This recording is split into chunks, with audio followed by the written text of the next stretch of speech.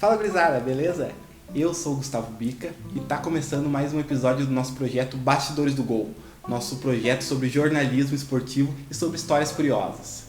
No episódio de hoje a gente vai conhecer a história de um herói improvável, um atleta que na infância juntava latinhas com seu pai e num curto espaço de tempo acabou se tornando uma das referências mundiais, um dos grandes jogadores do futebol mundial. Inclusive neste ano é um dos favoritos a receber o prêmio de bola de ouro da FIFA, o prêmio de melhor jogador do mundo. Vou contar a história para vocês do N'Golo Kanté, o volante francês. Bora conferir essa história? Bora lá!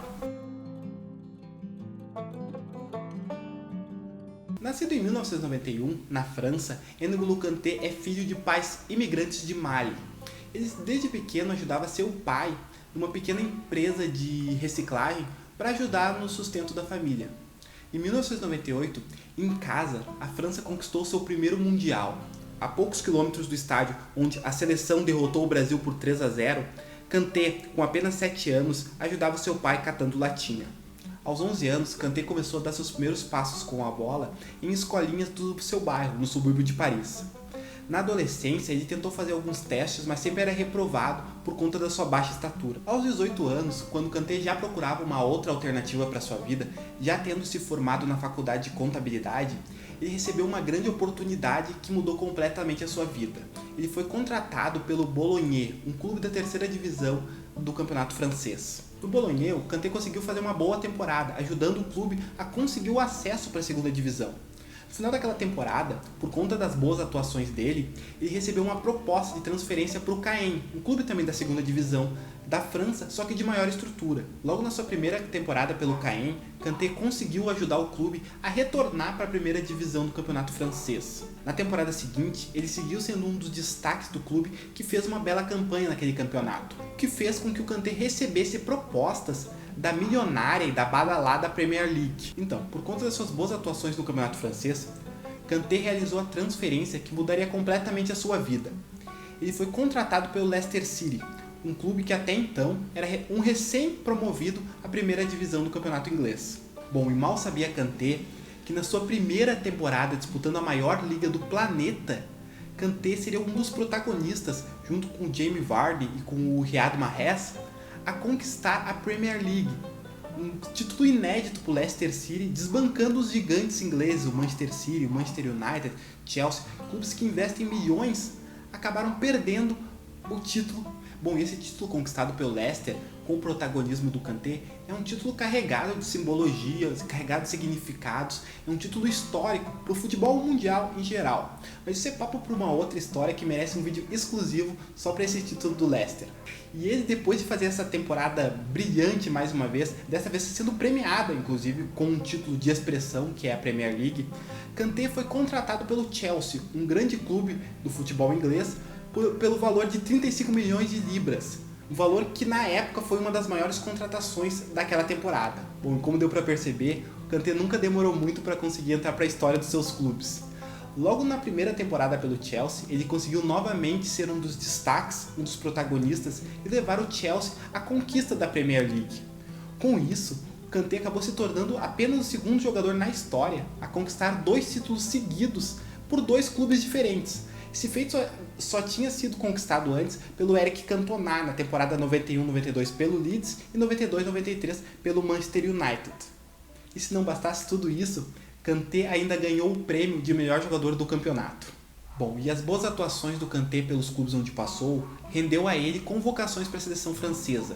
O jeito de jogar dele discreto, mas eficaz, foi ganhando cada vez mais espaço no time titular da seleção francesa.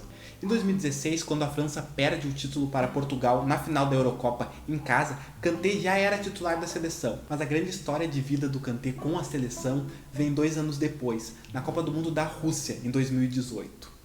20 anos após a primeira conquista da França, em que Kanté, nas ruas de Paris, juntava a latinha com seu pai, desta vez era ele quem ajudava a seleção a conquistar o segundo Mundial da sua história.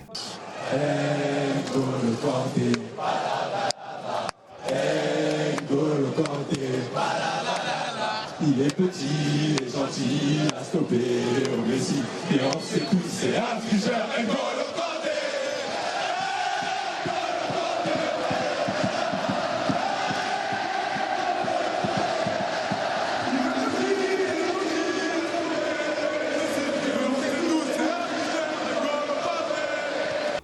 desse feito, desta vez com a seleção francesa, o Kanté foi ganhando cada vez mais notoriedade, cada vez mais protagonismo, tanto na seleção quanto no seu clube, o Chelsea. E nessa temporada conquistou mais um título inédito para sua carreira, a Champions League, mais uma vez sendo o protagonista do título, inclusive vencendo o prêmio de melhor jogador da partida, tanto nos 2 jogos da semifinal contra o Real Madrid, quanto na grande final contra o Manchester City. Esses prêmios individuais abrilhantaram ainda mais a temporada do Kanté e mostraram o protagonismo que ele tem para esse time do Chelsea.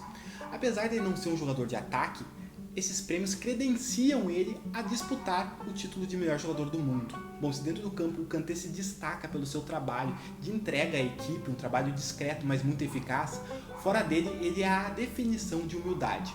Conhecido pela sua simplicidade e pela sua timidez diante dos microfones, Kanté coleciona histórias que mostram que a fama jamais mexeu com a sua essência. E a história que melhor demonstra o carisma e a humildade do Kanté aconteceu em 2018, quando o Kanté decidiu, após um jogo, viajar até a sua cidade natal, Paris, pegando um trem.